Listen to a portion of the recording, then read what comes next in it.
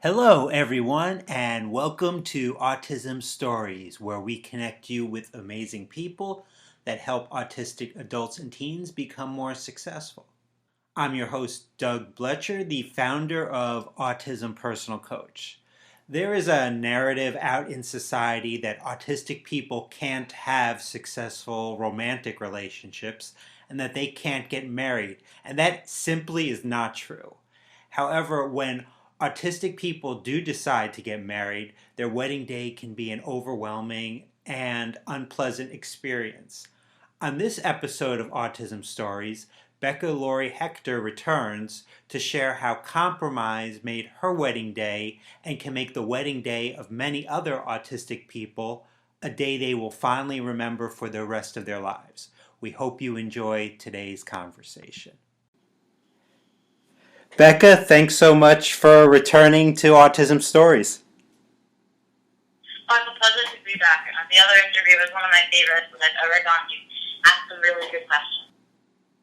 So I wanted to bring you back because there's been so many valuable things for the autism community you've been doing even since we had our first conversation.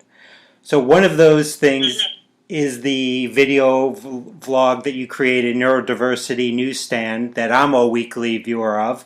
Can you tell our listeners what they can expect when watching this? Yeah, absolutely. Well, first, thank you for watching. I appreciate it. It's still a very tiny channel, so any support matters to me right now.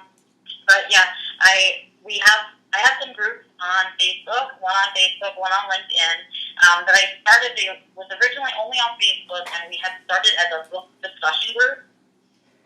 So kind of back when Neurotronics was on the top of the list, and we were talking about Barry's book, and we were talking about we had a lot of books kind of come and be on the top of the list. And right about then, we decided to start a book club so that I could discuss all of those things, and some of them were kind of volatile in there, but discuss them freely and openly in a safe environment with other people who were like-minded, right?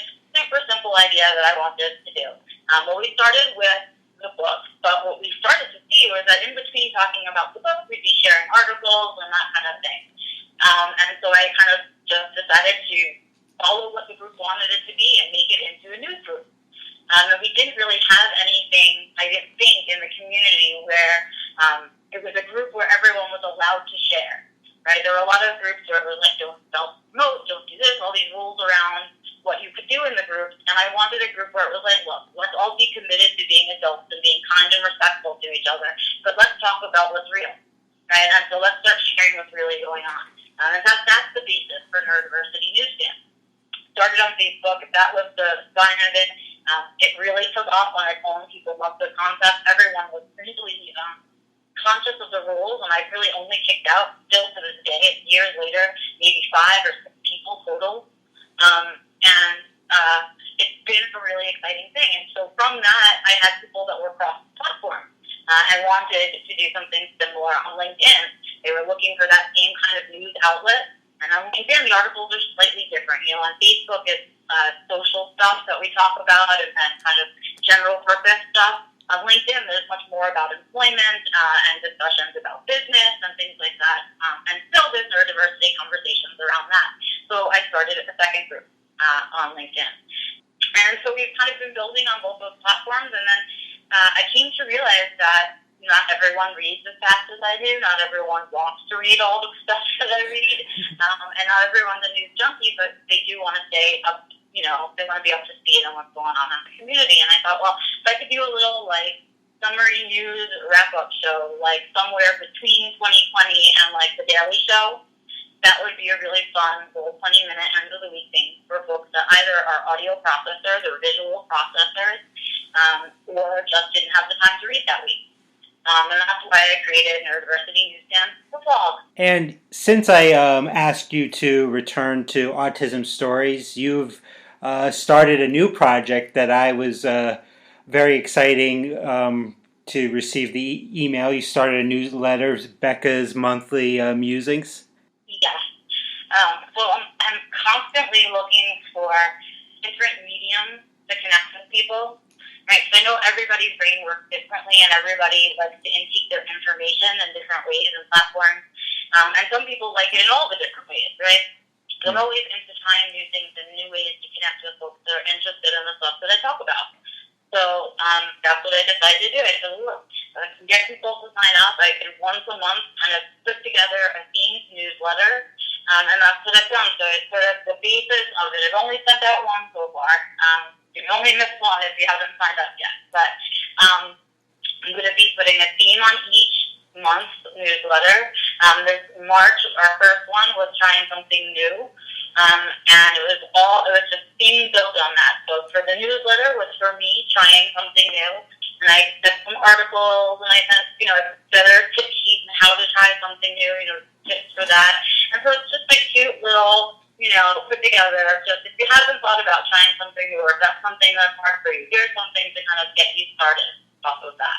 And then each month I'm just going to pick a new theme and put together a collection of different resources for that theme. And so I hope more people sign up. It's just another way for me to connect with folks without having to leave my house.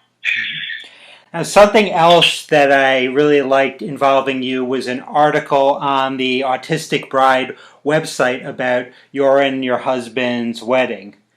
Now, my wedding I love, but looking back on it, if it was a bit simpler, it would process leading up to the wedding day. I read that your wedding didn't have the usual pomp and pageantry of most weddings. So what went into that process and making that decision? Well, I think a bunch of things. Probably most of all is that I don't have a lot of pomp and pageantry, so I wouldn't be that kind of bride. So that's probably the first thing. I already sort of moved into a phase in my life where I'm trying to live without the mask as much as possible, where I'm trying to live authentic and true to myself. And that was the first thing I needed to recognize, was that even though I had a picture of what a bride looks like in my head, I could never picture my feet being on that bride. It was nothing that I ever really wanted to do, nothing that I was interested in. And frankly, since I've been, really paying attention to my own personal needs since my diagnosis, I don't have the sensory build to wear any of those kind of clothes. Right? It would drive me crazy, and I wouldn't be having any fun. And so that's sort of what I imagined a wedding would be for me. It would be a lot of sensory overload. It would be a lot of socializing that I didn't want to do. I would be uncomfortable the whole time, tired and overwhelmed, and really not having any fun at all. And that didn't feel in alignment with my relationship with my husband, my now husband, right? It just didn't work with how we live. And I wanted to make sure that I was, really being true to my purpose and, really trying to stay on that trail. And so we kind of had to start to begin that compromise. And the compromise began with, we're both from New York. We were born and raised there. Any family, I don't have much family, but my husband's family is all still in New York. And so we had moved to Colorado. And we, kind of wanted to get married in Colorado, but everyone was in New York. And so we started, that's where the conversation began, within those logistical places, right? And as we talked it out, it was like, we started to talk about all of the pieces, and it just was overwhelming and complicated and not something either of us was interested in. So, sometimes you see a husband and a wife, and the husband just checks out a wedding planning, he's not interested, and the wife can do the whole thing, and that's fine with her because that's what they want, right? But both of us had checked out from any kind of wedding planning. Neither of us wanted anything to do with that kind of event, right? And so as we continued to kind of get closer and see what was important to us, like the thing that was important to me was the date. I really was really keen on a specific date that I wanted to have. And things like that. So we tried to pay more attention to what we wanted. And the closer we were getting, the more complicated it was getting. And I'm a very frugal, business-minded person, and that piece was hard to do, to just be tossing money to something that wasn't going to, it was just going to be a one-time thing, and that's it, it's over, And so I was really struggling with that piece of it. And so we just decided no. Why? For whom? Were we doing all of that if we were doing it? And if it wasn't for the two of us, why? And then we started to look at alternatives. Now, Before we talk about your wedding day, I always like to know about the origins of things. So, how did you and your husband initially meet? Well, we met online, actually. We met on Facebook. At the time, I was working for a nonprofit out in Long Island, an autism nonprofit. We had our November fundraiser, and I had asked my tattoo artist at my regular tattoo shop if they would hand paint some bowling balls to donate to the fundraiser, right, to be a raffle item. And they got raffled off, and so as one does in social media, I took a picture with the balls and posted it and thanked them and all of that stuff.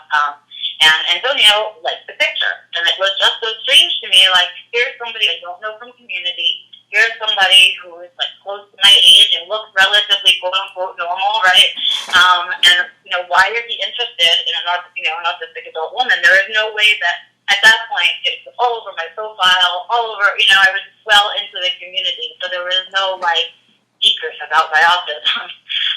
And so it was just really interesting. So I went and checked out his profile, and it turned out we had some music in common and stuff like that, and we chatted for a bit, and then he asked me out on a date. And it was actually my first official date. I was 40 at the time. And so it was like my first date ever. The first time I'd ever officially been asked on a date and taken somewhere with the purpose of the date. I usually ended up in relationships with people that were part of my friend group, and that didn't happen. So it was interesting for me. And more than that, he had asked me for our date on my mother's birthday, and it was only just a year since she had passed. So it was a really important date, and it felt like the universe was talking loudly to me. So I said yes. And we went on our first date, and it was all history after that.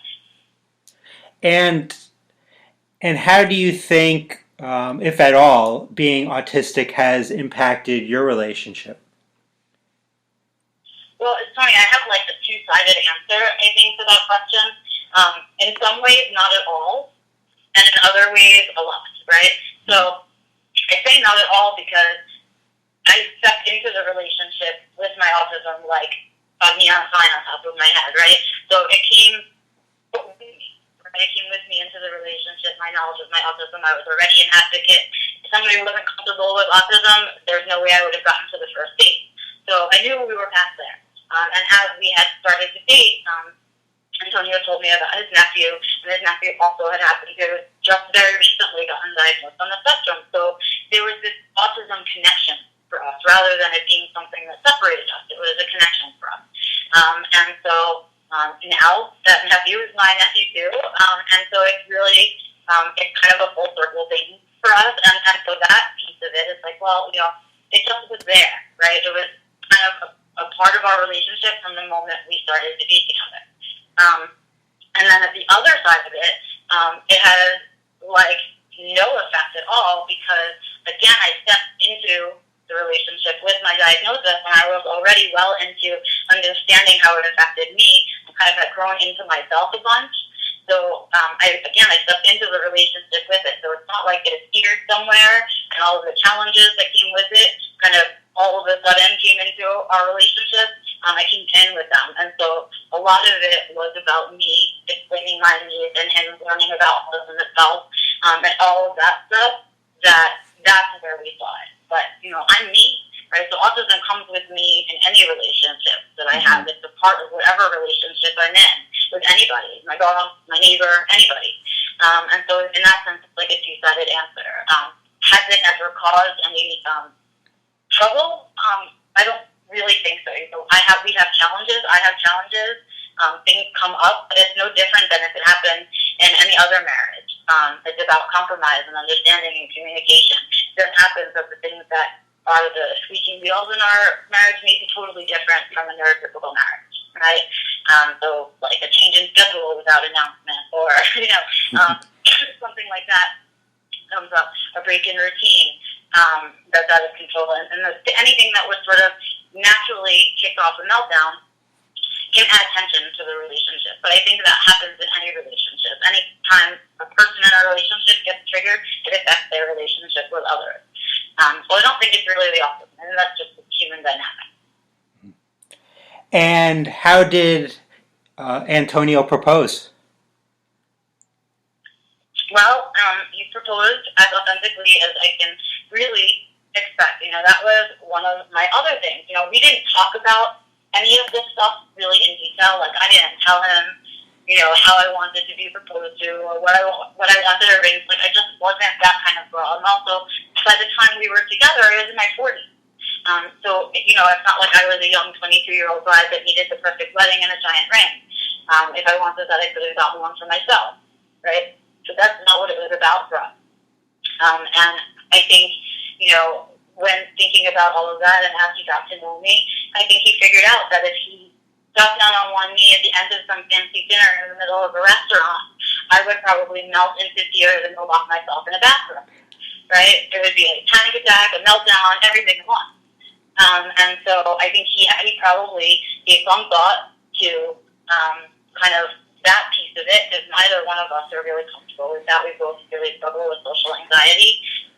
And so it wouldn't have been comfortable for him. So proudly, he asked me, he proposed in our bedroom, in bed, right before we were going to sleep. And I thought, other people would probably have been disappointed or whatever. There wasn't a big to-do about it. But for me, it was exactly what I needed. We were in our bedroom, right about to go to bed, in the most kind of, if anybody was in a couple, that's sort of the most intimate time of day. You're settling down for the night. It's just the two of you. There's really nothing else going on. And so it was, you're all no makeup on, no fancy anything. You're in your PJs, really exactly who you are. And he asked, and he didn't make a big scene of it. And I, of course, didn't believe him, because it's like years into my life of never, being single. So I'm like, really? I think that was my first response. And then I said yes, and that was really it. There wasn't a lot of pomp and circumstance. Again, that's not who we are as people. And so there's no reason to kind of put that on. When you put that on, it feels like you're being untrue to your relationship. Like I was saying earlier, the planning of the wedding can be so stressful, so much to do. So, Right. in thinking about some of those things, like the venue, for example, what was your process in picking out the venue for your wedding? Right. Well, so it was a lot of that, again, that back and forth and compromise and getting to the place of that, right?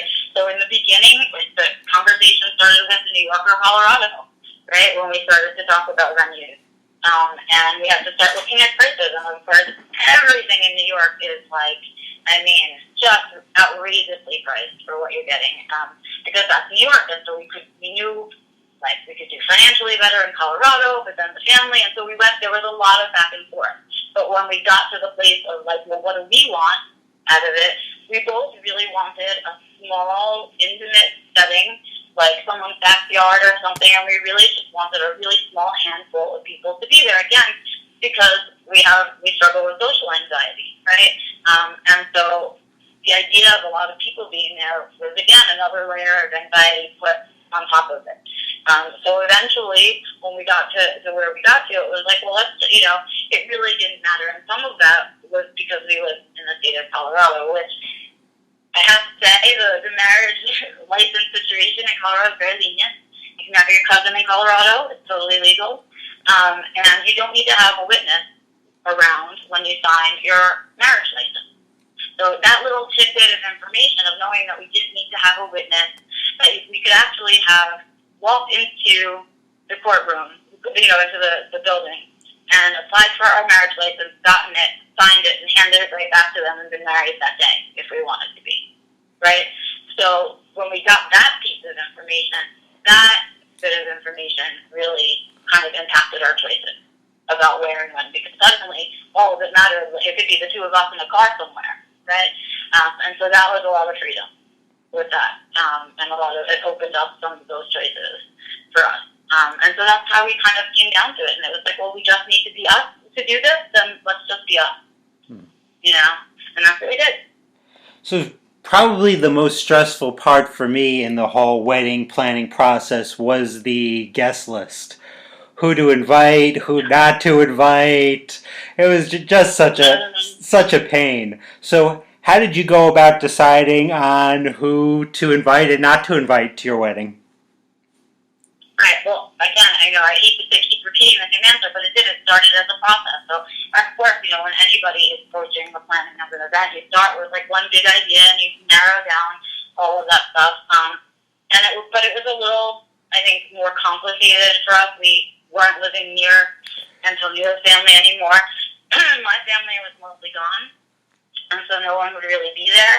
And there was a piece for me that was like a really emotional piece about the fact that my mom is gone and I really wouldn't have any family there. And so that made the idea of even having a lot of people there harder, because it would just be more apparent that my side was empty. So that part of it was difficult and sort of compromising, but we had gotten down and we knew it was obvious who that really core group of people would be. But then when we finally decided, you know what, let's just be fair, let's treat everyone equally and just invite nobody. And so we did. We let everybody be mad at us instead of a few people, and we took our dog, and that's it. And how did you go about deciding what to wear on your wedding day? Well, at that point, we had by the time I was down to clothing choices, Antonio and I had sort of picked out what we wanted if we were going to have that more traditional wedding. What I would have worn to that would have been just a very simple sundress, because I can't really wear anything more than that. But what I ended up wearing was so much better because I didn't care about my clothes. So we ended up signing our license on a trail down in Telluride in Colorado. And we picked it because it was called the Tomboy Pass that we had to go up to, and then it was Bridal Veil Falls, where we actually signed our license. So we went on a hike. So I was wearing hiking clothes. I was comfy. We had the water bottles. I had no makeup on. I don't remember if I even showered that morning, honestly. And it was perfect. I mean, it was the core of what we built our relationship on, our love for the outside, our love for our dogs and our animals, and sort of just how much we enjoy just being together and in peace and quiet of nature. And so it was really pretty perfect.